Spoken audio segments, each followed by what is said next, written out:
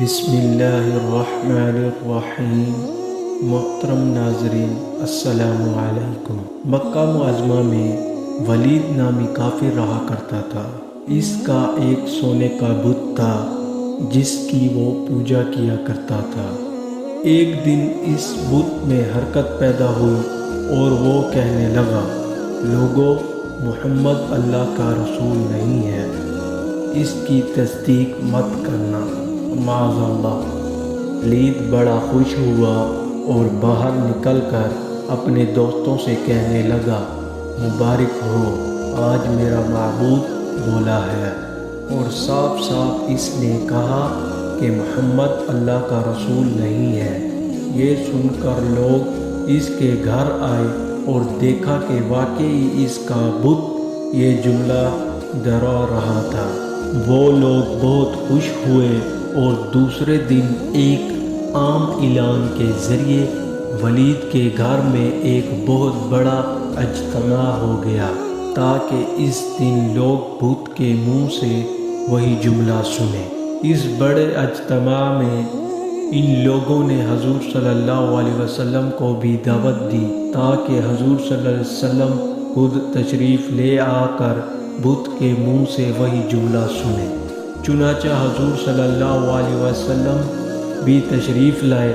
جب نبی کریم صلی اللہ علیہ وسلم تشریف لائے تو بت بول اٹھا، اے لوگو، خوب جان لو کہ محمد صلی اللہ علیہ وسلم اللہ کے سچے رسول ہیں۔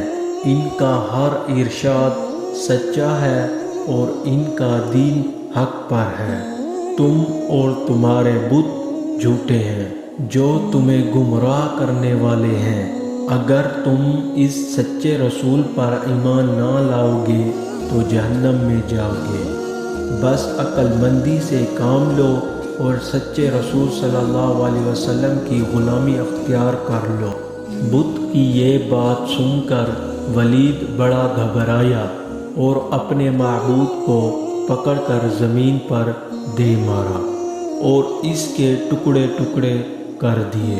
حضور صلی اللہ علیہ وسلم فتنہ طور پر واپس ہوئے تو راستے میں ایک گھوڑ سوار جو سبز پوش تھا حضور صلی اللہ علیہ وسلم سے ملا۔ اس کے ہاتھ میں تلوار تھی جس سے خون ٹپک رہا تھا۔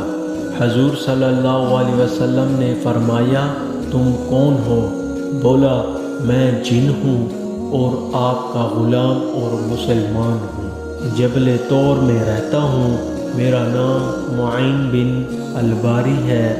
میں کچھ دنوں کے لیے کہیں باہر گیا ہوا تھا، آج گھر واپس آیا ہوں تو میرے گھر والے رو رہے تھے۔ پھر میں نے وجہ پوچھی تو معلوم ہوا کہ کافر جن جس کا نام مسافر تھا وہ مکہ میں آ کر ولید کے بت میں گھس کر حضور صلی اللہ علیہ وسلم کے خلاف فضول گواہی کر گیا ہے، اور آج پھر وہ یہی بکواس اس دوبارہ بت میں گھس کر کرنے والا تھا۔